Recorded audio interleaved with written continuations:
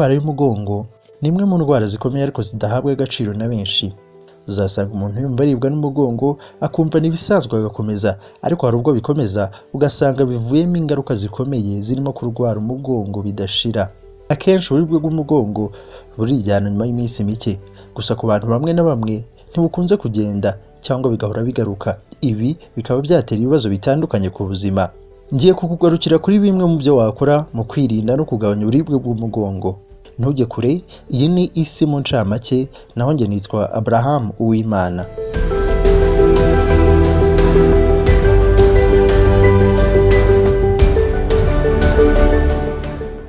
Ikaze nanone. Mu byo wakora ngo wirinde cyangwa ugabanye uburibwe bw'umugongo, irinde kwicara igihe kirekire. Niba ukora akazi kagusaba kwicara cyane, jya ugerageza ufate akaruhuko, uhaguruke ugendagende. Ntukarenze iminota 30 wicaye ahantu hamwe utaruhuka byibuze iminota 5. Ikindi, niba wicara cyane, gerageza kwicara neza no ku ntebe nziza. Hari intebe zibangamira umugongo, hakaba n'izindi ziwufasha. Haranira kwicara ku ntebe nziza zidatuma umugongo wawe uhetama. Ugomba kwicara urambuye neza, ibirenge biri hasi neza, kandi nawe utunamye ahubwo urambutse neza. Gerageza guhagarara neza wemye. Guhagarara uhetamye cyangwa wunamye igihe kirekire byangiza umugongo cyane. Niba ugiye guterura ibintu biremereye, wikunama ahubwo hina amavi wegere hasi ubundi ubone kubiterura. Ikindi, ambara inkweto zidafite talo ndende. Ku bari n'abategarugori bakunda inkweto ndende high heels, buriya zibangamira guhagarara neza, zigatuma ndetse n'urutirigongo rwihina, bityo ukaba wagira ikibazo cy'umugongo. Ikindi wakora ni ugusinzira bihagije. Kudasinzira bihagije bishobora kongera ibibazo by'uburibwe bw'umugongo. Gusinzira bihagije bigira uruhare runini mu gukiza no kuruhura umubiri ndetse no mu mutwe.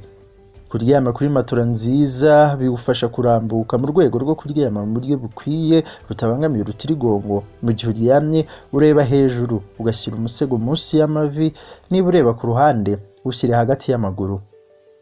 Ikindi, irinde unagabanye stress. Kwigunga bikabije kimwe no guhangayika byongera cyane kuribwa umugongo. Gerageza gushaka ibyo uhugiraho bigushimisha cyangwa ujye mu bandi bantu. Ikindi, shyira ibikonje ahari uburibwe mu mugongo.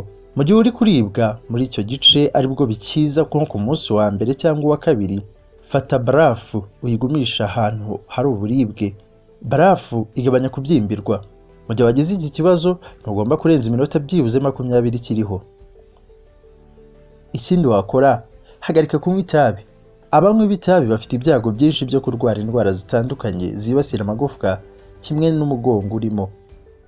Ikindi, ni ukwirinda mu myitozo ngororamubiri. Ni bibi gukora siporo mu gihe uribwa cyane. Banza ugishe muganga inama mbere yo kugira siporo iyo ari yo yose ukora.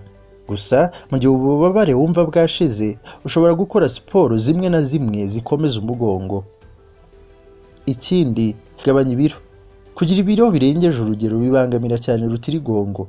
Kugabanya ibiro mu gihe ufite ibirengeje ni uburyo bwiza bwo kugabanya uburibwe bw'umugongo. Urebye nta buryo bumwe bubaho bwo gukuraho ububabare bw'umugongo.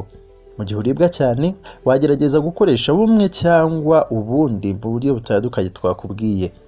Ni ngombwa kugana kwa muganga mu gihe ububabare bw'umugongo wumva bukomeye cyane kandi bumaze amasaha arenga 72, ni ukuvuga iminsi 3. Bitewe n'uburyo urwaye, nyuma y'ibizamini muganga kugenera imiti cyangwa ubundi bufasha bwagufasha gukira uburibwe bw'umugongo. Ndagushimiye cyane ko wafashe umwanya wawe ukankurikira. Njye nitwa Abraham Uwimana, naho iyi ni isi mu ncamake. Niba utarakora subscribe, nagusaba gusiga ubikoze kugira ngo ujye ugerwaho n'andi makuru yacu, azaba inkuru z'ubuzima tugutegurira ndetse n'amakuru abagezweho hirya no hino.